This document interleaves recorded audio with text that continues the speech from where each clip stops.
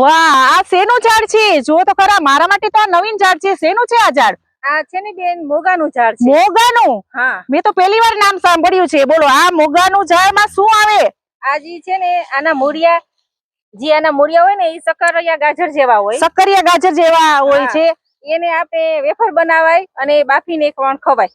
જેમ સક્કરિયા ગાજર બાફીને ખાય ને તેમે પણ ખાવાના અને વેફર બનાવીને ખાવાના. વેફર ને સક્કરિયા ગાજર જેવું જ હોય એટલે એ રીતનું થઈ શકે બધું. એને એ રીતનું કંદમૂળ જ છે એક જાતનું.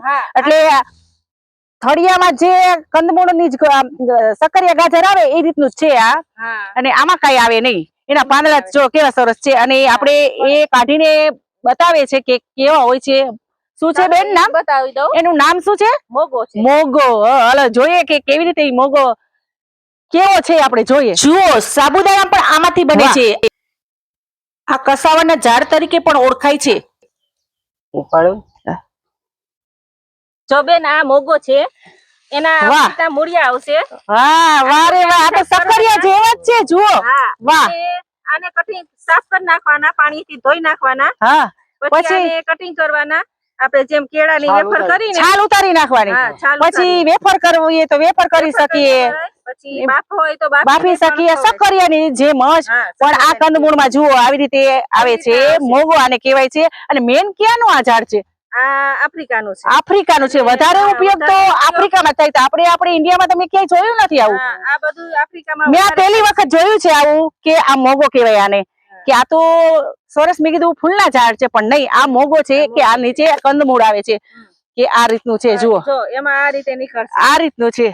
આ જે છે ને ઈ આ છાલ બધી ઉખેડ નાખવાની, સાફ કરી નાખવાનું. પછી આને ગોળ ગોળ ચકેડા કાપતા જવાના. આની છે ને વેફર બને. વેફર બને. જો સાફ કરી અને પછી આને ગોળ ચકેડ કરતા જવાના અને તેલમાં તળી નાખવાના. જેમ કાચા કેળાને તળીને એવી રીતે તળી નાખવાના.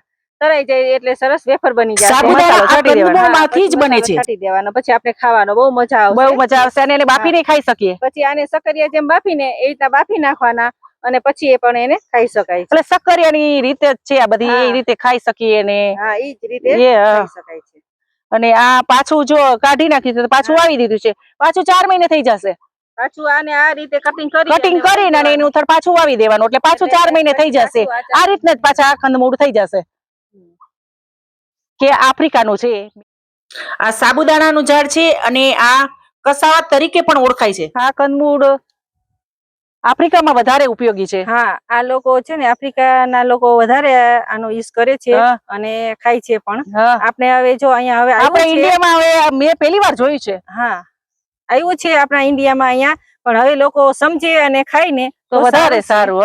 હેલ્થ માટે સારું છે. પેલા બધા આ છે ને જોઈ જોઈને વયા જાય છે. માર્કેટમાં અમે મૂકીને તો આ બધા જોઈ જોઈને વયા જાય કે આ શું છે. ઓળખતું જ નથી કોઈ આને. અમે એ લોકોને સમજાવીએ કે આ રીતે એને કરવાનું, આ રીતે ખાવાનું. પણ અમુક સમજે એ લઈ જાય છે. નથી સમજતા એ નથી લઈ જતા. પણ હવે આપણે હું જ પોતે જ નથી ઓળખતી આ શું છે. કે અહીંયા તમારી વાડીએ આવીને ફાર્મમાં જોયું કે આને મોગો કહેવાય. અને આ રીતે ઉપયોગ થાય. ઉપયોગીની આપણે ખબર નથી કઈ રીતે ઉપયોગ કરવું પડે.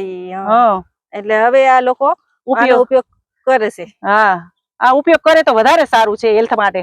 આ સાબુદાણાનું ઝાડ છે અને કસાવા તરીકે ઓળખાય છે. ચલો, આ વિડીયો ગમે તો લાઈક, શેર અને સબસ્ક્રાઇબ કરવાનું ભૂલશો નહીં. જય શ્રી કૃષ્ણ.